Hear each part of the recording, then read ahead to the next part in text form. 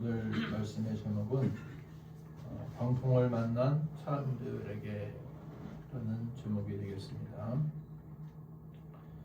인생에 광풍이 찾아올 때가 있습니다. 광풍이라고 하는 것은 이제 미친 바람이죠. 쉽게 얘기하면 미친 바람, 무서운 바람, 사람을 당혹하게 만드는 거친 바람, 이 광풍입니다. 이 광풍이 찾아올 때는 이제 가장 큰 피해를 입는 사람들 중에 하나가 어업에 종사하는 사람들입니다. 배를 타고 물고기를 잡아야 되는 사람들은 광풍이 오게 되면 배가 흔들리고 생명의 위협을 느끼게 됩니다. 그래서 가장 힘들고 어려운 직업 중에 하나가 어업인들이 힘들고 어려운 삶을 살 수 있다고 볼 수가 있습니다.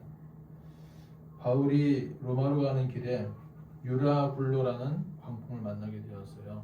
그래서 276명이 탔던 배인데 여기 광풍이 몰아치니까 배가 뒤집힐 위협에 처하게 되었고 15일 동안 금식을 할 수밖에 없었고 다 토하고 그 뱃속에서 이리 구르고 저리 구르고 고생하면서 온 276명의 사람들이 다 기진맥진할 정도로 힘든 그런 시간들을 보냈었습니다. 결국 하나님께서 이제 광풍을 다 물리쳐 주셔서 무사히 목적지까지 갈 수가 있었습니다. 요나도 가라고 하는 니네로 가지 않고 안 가도 되는 다시스로 가다가 하나님이 풍랑을 보내주셨죠. 광풍을 보내주셔서 물고기 뱃속에 들어가서 3일간 회개하고 고생하다가 다시 회개하고 나와서 니네의 백성들에게 복음을 전파하게 됩니다. 그래서 광풍은 우리 인생에 언제 찾아올지 모르는 아주 무서운 존재가 광풍인 것입니다. 욥에게도 갑자기 광풍이 닥쳐서 10명의 자녀가 하루아침에 죽고 또 몸에는 악창이 생기게 되었고 그리고 부인도 욥에게 하는 말이 하나님을 욕하고 죽으시오 라고 말할 정도로 부인마저 배신하게 되고 그리고 이제 온 재산들을 다 탕진하게 됩니다. 자, 그때 이제 하나님께서 고통하고 있는 욥에게 찾아오셔서 욥기 마지막 장 가게 되면 폭풍이 몰아치는 가운데 대답을 하십니다. 인생의 광풍을 맞이하게 한 욥에게 나중엔 폭풍 중에서 임하시는 거죠. 하나님의 응답이 나타나게 되는 것입니다. 그래서 광풍은 누구에게나 다 찾아옵니다. 예수님에게도 오늘 본문 38절 보시게 되면 광풍이 찾아왔어요. 예수님이 주무실 때 고물에서 주무실 때 배의 끝부분에서 주무실 때에 주무시고 있는데 광풍이 찾아온 것입니다. 성인들에게도 우리가 알고 있는 위인들에게도 광풍이 찾아왔습니다. 또 예수님의 제자들에게도 광풍이 찾아왔고요. 평범한 사람들, 못난 사람, 왕, 귀족들, 심지어 애굽 사람들에게도 장자의 죽음을 비롯한 10가지 재앙이 찾아오게 된 것은 바로 그들에게 미친 광풍이다라고 볼 수가 있습니다. 누구에게나 광풍이 찾아옵니다. 광풍의 종류가 4가지가 있는데요. 물질의 광풍이 있어요. 물질의 광풍. 이것은 뭐냐면 재산을 송두리째 빼앗겨 버리는 것입니다. 그래서 카드로 돌려막기를 하기도 하고 그래서 이제 물질 때문에 빚도 많이 지게 되고 이 물질의 광풍 때문에 집도 한 채 날려버리기도 하고 그런 일들이 생기게 되는 거죠. 사람의 광풍, 사람이 힘들게 하죠. 배우자가 또는 자식이, 친구가 그렇게 믿었던 친구가 배신하고 또 사회에서 직장의 상사나 동료들 사람의 광풍이 있습니다. 그리고 질병의 광풍이 있죠. 병으로 고통받는 그러한 삶이 있습니다. 갑자기 찾아오는 질병들, 암, 뇌졸중 이런 것들은 파킨슨병 아주 치명적인 광풍이라고 볼 수 있겠죠. 또 환경의 광풍이 있습니다. 환경의 광풍. 이 환경의 광풍이 몰아치게 되면은 모든 걸 다 잃게 됩니다. 아주 사람이 우울해지고 힘이 다 빠지게 되죠. 오늘 본문은 우리가 이제 처음에는 개혁 개정을 읽었었는데 현대인의 성경으로 번역해서 읽어보게 되면 이런 말씀입니다. 38절에 뭐라고 되어 있습니까? 같이 빨간색 읽어볼까요? 시작. 그러나 예수님은 배 뒷부분에서 베개를 베고 주무시고 계셨다. 제자들은 예수님을 깨우며 선생님, 우리가 죽게 되었는데도 모른 척 하십니까? 하고 소리쳤다.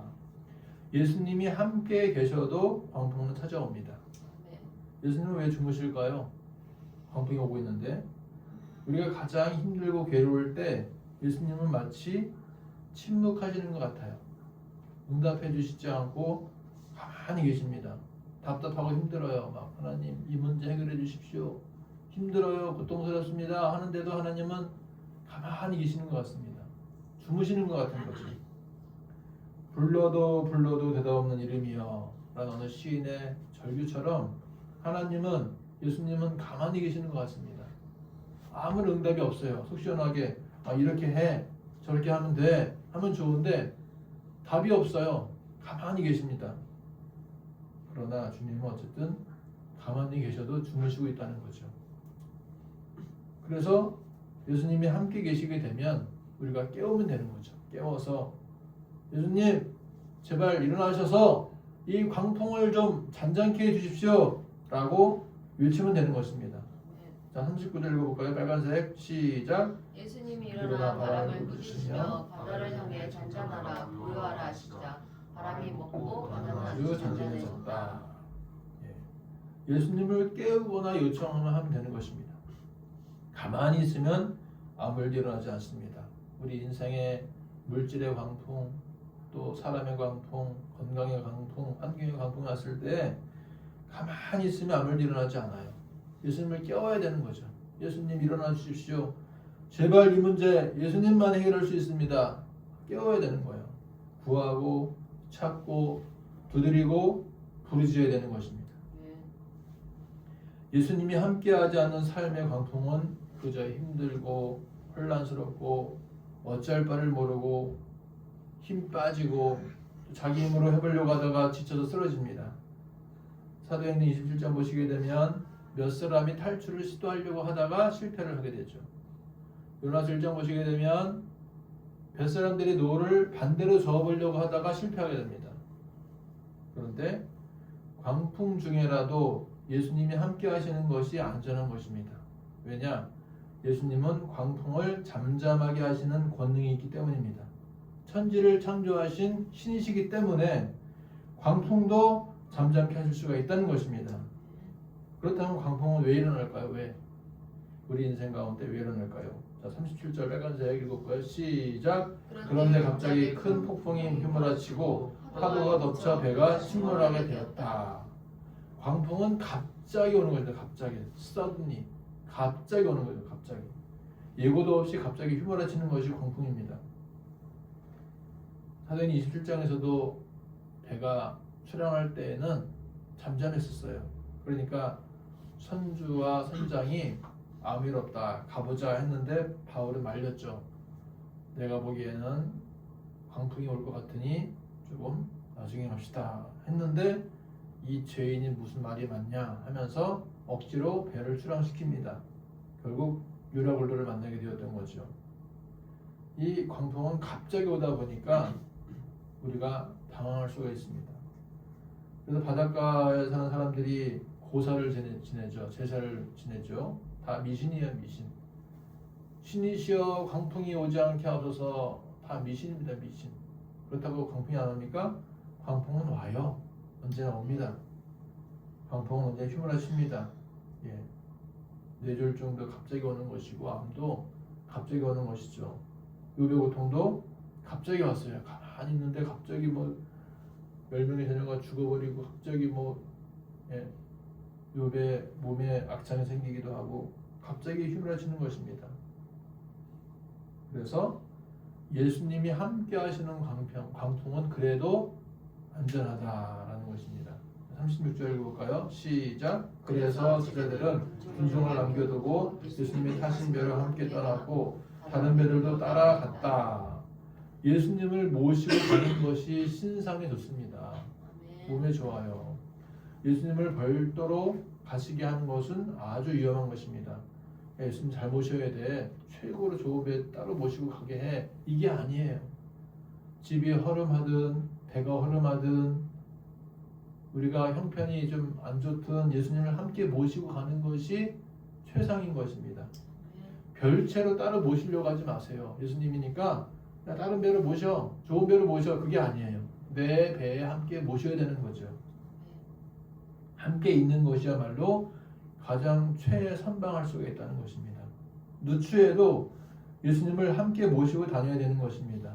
예수님이 함께 하시면 광풍도 문제가 없습니다.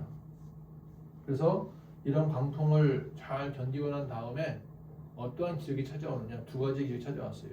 첫 번째 기적은 뭐냐면 귀신 들린 사람을 고치는 기적이 찾아왔습니다. 저희 다 같이 마가복음 5장 1절부터 20절 말씀 한 절씩 교독하겠습니다. 제가 먼저 1절 읽을게요.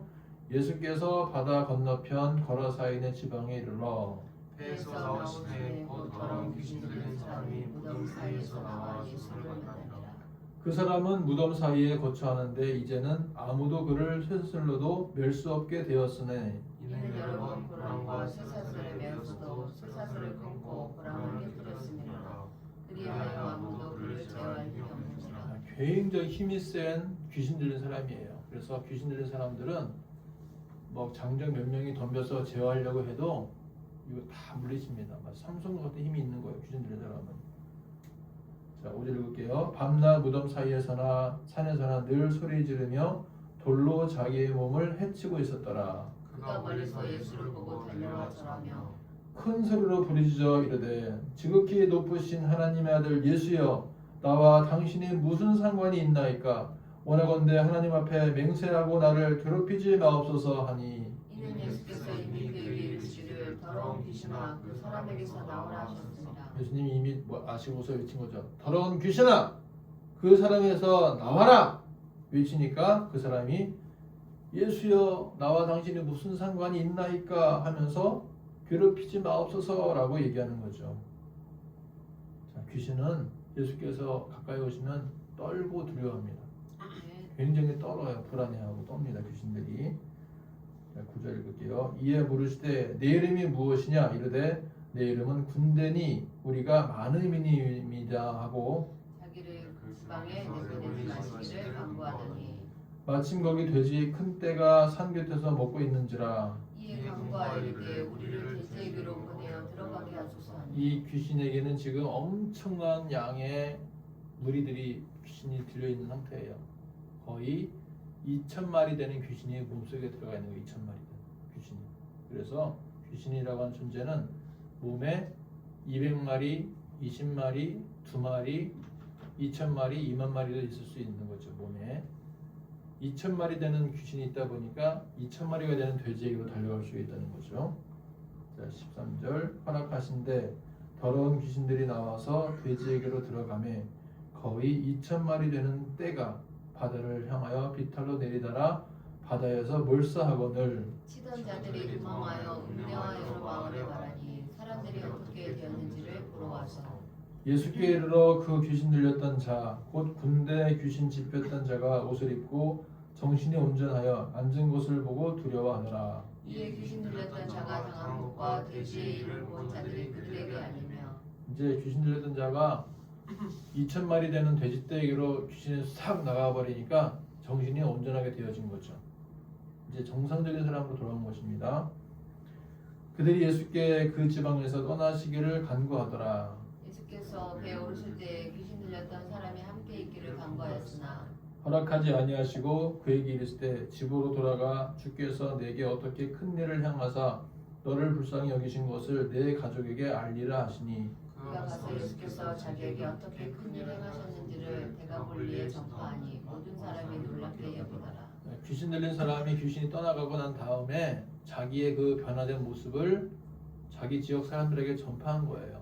여러분 내가 귀신 들린 사람인데 이제 변화가 되었습니다. 제정신이 돌아왔습니다 하면서 복음을 전파하게 된 거죠. 자 그렇게 해서 광풍을 만난 그 이후에 있었던 첫 번째 기적은 뭐냐면 귀신들이 도망갔더라. 축사의 기적. 귀신을 쫓아내는 기적이 생긴 것입니다. 자, 두 번째 기적은 뭐냐? 오병이어의 기적이에요. 오병이어의 기적. 마가복음 6장 보시게 되면 보리떡 5개와 물고기 2마리로 5천 명을 먹이십니다.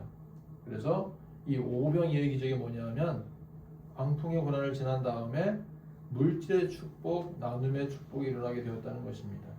여러분 광풍 이후에는 기적이 찾아옵니다. 아멘. 욥도 고난의 구덩이를 지났잖아요. 형들이 빠뜨려뜨린 고난의 구덩이, 그리고 감옥에 들어갔던 고난의 구덩이. 요셉이 고난의 구덩이를 들어갔지만 나중에 애굽의 총리가 되었던 것처럼 광풍을 지나게 되면은 기적들이 하나, 둘, 셋, 넷 자꾸 생겨나게 되는 것입니다. 욥도 10명의 자녀를 다 잃고 몸에 악창이 나는 광풍을 지나고 난 다음에 또다시 10명의 자녀를 또 주셨어요. 그리고 가축들은 2배로 주셨습니다. 요나도 바다에서 풍랑을 만난 다음에 부사일생으로 생명을 보존한 이후에 니느웨로 가서 사람들에게 복음을 전파하게 됩니다. 여러분, 이제 이 성이 40일 만에 멸망할 것입니다 하니까 3일 정도 걸어가야 될 큰 성인데도 불구하고 하루만 전파해서도 불구하고 사람들이 회개하고 왕부터 어린아이까지 다 회개했습니다. 그래서 니느웨 10만여 명의 사람들이 다 회개하고 용서를 받게 되었다는 것입니다. 바울도 유라굴루라고 하는 광풍을 만난 이후에 로마로 가서 복음을 2년간 아침 저녁으로 선포하면서 기독교가 국교화되는 것에 크게 이바지를 했습니다. 그러므로 우리는 광풍이 찾아와도 갑자기 광풍이 찾아와도 예수님이 함께 계시는 공간 안에 있어야 되는 줄 믿습니다. 할렐루야. 예수님은 처음에 태어나서 30살까지는 사람의 아들, son of man, 사람의 아들이었었어요. 그리고 31살부터 33살까지는 하나님의 아들로 사셨습니다. 하나님의 아들로 3년 정도 사역하시는 동안에 기적이 많이 일어났습니다. 어떤 기적이 일어났을까요? 병든 자를 고치셨어요. 중풍병자, 혈기 마른 자, 열병한 자 다 고쳐주셨어요. 죽은 자를 살리셨어요. 나사로를 살리시고 나인 성갑의 아들을 살리시고 다 살리시고요. 물 위로 걸어가셨고 물로 포도주를 만드셨고 오병이어로 5,000명을 먹으시고 7병이어로 4,000명을 먹이셨어요. 귀신을 쫓아내셨습니다. 십자가에서 죽으시고 3일 만에 부활하셨습니다. 예수님은 기적을 너무나 많이 행하셨어요. 기적들을. 그리고 두 번째로 기적을 많이 행한 사람이 구약의 엘리사, 그 다음에 세 번째는 엘리야. 기적을 많이 행했죠.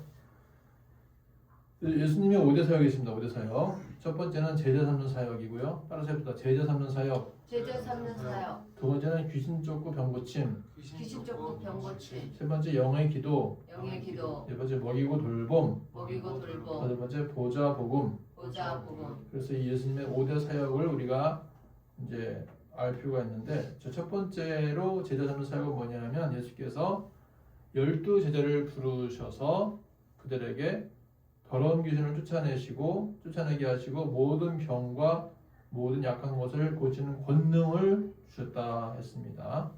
자, 마태복음 10장 1절 읽어볼까요? 시작. 예수께서 그의 12제자를 부르사 더러운 귀신을 쫓아내며 모든 병과 모든 약한 것을 고치는 권능을 주시니라. 자, 마가복음 3장 14절. 이에 12를 세우셨으니 이는 자기와 함께 있게 하시고 또 보내서 전도도 하며 귀신을 내쫓는 권능도 가지게 하려 하심이로라. 예수님의 사역은 제자를 삼는 사역입니다. 그래서 우리의 이제 삶도 제자를 삼는 사역으로 가야 되는 거죠. 제자를 삼는 사역. 스승과 제자, 리더와 제자. 그런 제자를 삼는 사역으로 가야 되는 것입니다. 두 번째는 귀신 쫓고 병 고치는 사역인데요. 자, 마가복음 16장 17절 18절 읽어볼까요? 시작. 믿는 자들에게는 이런 표적이 따르리니 곧 그들이 내 이름으로 귀신을 쫓아내며 새 방언을 말하며 뱀을 집어 올리며 무슨 독을 마실지라도 해를 받지 아니하며 병든 사람에게 손을 얹은 즉 나으리라 하더라. 귀신 쫓고 병 고치는 사역이 예수님의 두 번째 사역이었어요. 많은 귀신들을 쫓아냈고 많은 병을 고쳤습니다. 세 번째는 영의 기도. 영의 기도. 마태복음 24장 40절 41절 읽어볼까요? 시작. 제자들에게 오사 그 자는 것을 보시고 베드로에게 말씀하시되 너희가 나와 함께 한 시간도 이렇게 깨어있을 수 없더냐. 시험에 들지 않게 깨어 기도하라. 마음이 원으로되 육신이 약하도다 하시고. 그래서 한 시간도 같이 기도 못하겠느냐. 겟세마네 동산에서 기도하실 때 베드로와 요한과 야고보에게 한 시간 정도는 최소한 나랑 같이 기도해줘라. 예, 한 시간 기도. 우리가 최소한의 한 시간은 기도를 해야 돼. 한 시간. 그 다음에 사도행전 1장 14절 시작. 베드로가 예수의 어머니 마리아와 예수의 아우들과 더불어 마음을 같이하여 오로지 기도에 힘쓰더라. 그러니까 이제 오로지 기도에 힘쓰는 7시간 돌파기도 10시간 돌파기도 있는데 우리가 기도를 아주 뜨겁게 그리고 진득하게 아주 훈련받는 마음으로 기도를 해야 된다는 것입니다. 이것이 바로 영의 기도예요. 그래서 세 번째는 영의 기도고 네 번째는 뭐냐면 먹이시고 돌보신다 하는 거죠. 사도행전 2장 46절 읽어볼까요? 47절까지 시작. 날마다 마음을 같이하여 성전에 모이기를 힘쓰고 집에서 떡을 떼며 기쁨과 순전한 마음으로 음식을 먹고 하나님을 찬미하며 또 온 백성에게 칭송을 받으니 주께서 구원하는 사람을 날마다 더하게 하시니라. 여러분 한국 교회의 모든 11시 예배, 12시 예배 그때는요 어느 누구라도 99%는 모든 교회가 뭘 하느냐 예배 후에 점심을 같이 먹어요. 점심을 같이 식탁에 나눈 교제 집에서 떡을 떼매 기쁨과 순전한 그러한 기쁨을 나누게 된다는 것이죠.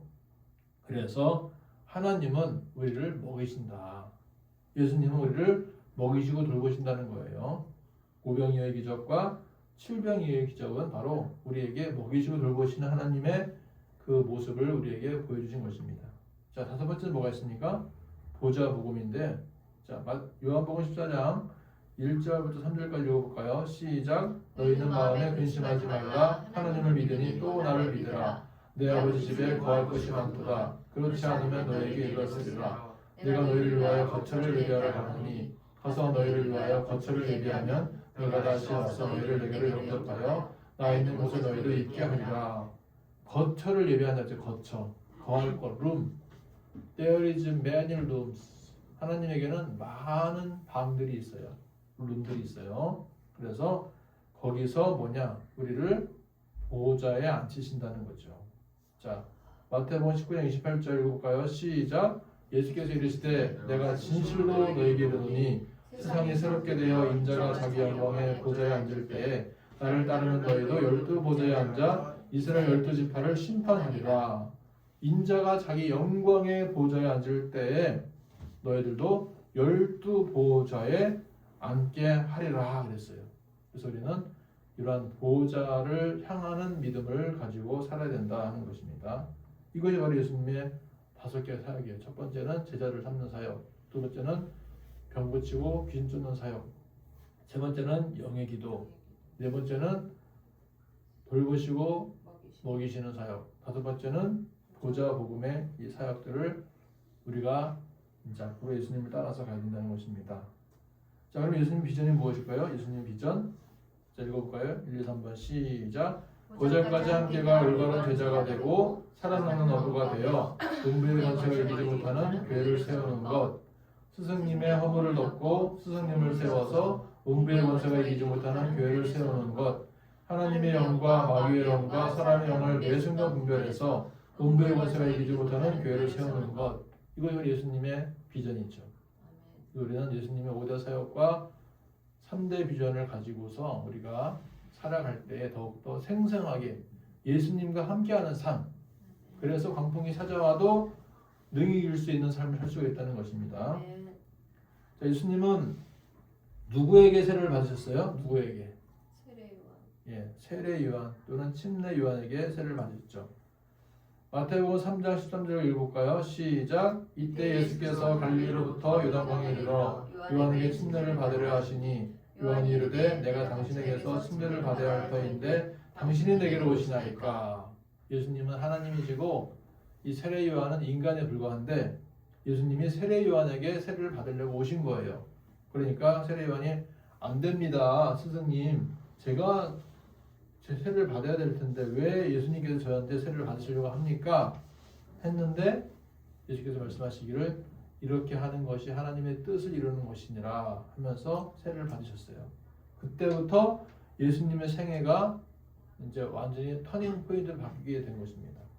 세례를 받기 전에는 사람의 아들, Son of Man, 세례 받으신 이후에는 하나님의 아들, Son of God 바뀌게 된 거죠. 그래서 그때부터 기적을 행하시고 여러 가지 병자를 고치시고 하는 일을 하시게 되었던 것입니다.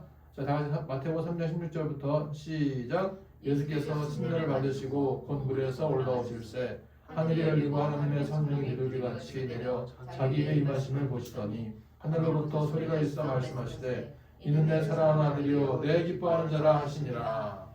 이제 본격적으로 하나님이 기뻐하시는 아들로 사역을 감당하시게 되었던 것입니다. 그래서 예수께서 세례 받으신 이후에 귀신들이 떨어요. 귀신들이. 야, 예수님 오셨다. 부들부들 떱니다. 귀신들이. 여러분, 지금 여러분 마음속에 예수님이 함께 하시면 가는 곳마다 귀신들이 두려워합니다. 나사렛 예수 이름으로 명하노니 귀신아 도망갈지어다 하면 귀신들이 막 도망가요. 예수님의 공생의 3년은 귀신들이 떠는 시기였어요. 예수께서 가시는 곳마다 귀신을 쫓아내셨고요. 귀신은 너무나 떨어서 이 사람들의 물질, 건강, 환경들을 무너뜨리려고 합니다. 그런데 이것이 지나간 다음에는 다시 회복이 된다는 거죠. 예수님이 함께 계시면 귀신도 도망가고 광풍도 잔잔해집니다. 문제가 해결될 줄 믿습니다. 그러므로 우리는 예수님이 함께 계시는 삶을 살아가야 될 줄 믿습니다. 결론입니다. 인생에는 반드시 광풍이 있습니다. 예수님이 함께 계셔도 광풍이 있습니다. 그러나 예수님은 광풍을 잠잠하게 하십니다. 그러므로 항상 예수께서 함께 하시는 삶을 살아가야 될 줄 믿습니다. 예수께서 함께 하실 때 광풍이 잠잠해진다는 것입니다. 예수님이 함께 계셔야 귀신도 떠나가고 병도 고침받습니다. 그래서 우리가 이렇게 예수님과 함께하는 삶을 사시기를 축복합니다. 기도하겠습니다. 하나님 아버지, 우리의 생애 가운데 예수님이 함께 동행하시는 삶이 되도록 인도하여 주시어서 광풍도 이기게 도와주시고 우리가 항상 승리하도록 주께서 지켜 보호하여 주시옵소서. 예수님의 제자가 되는 삶이 되게 도와주시옵고 예수님 비전 따라 살 수 있도록 인도하여 주시옵소서. 예수님의 이름으로 기도하옵나이다. 아멘.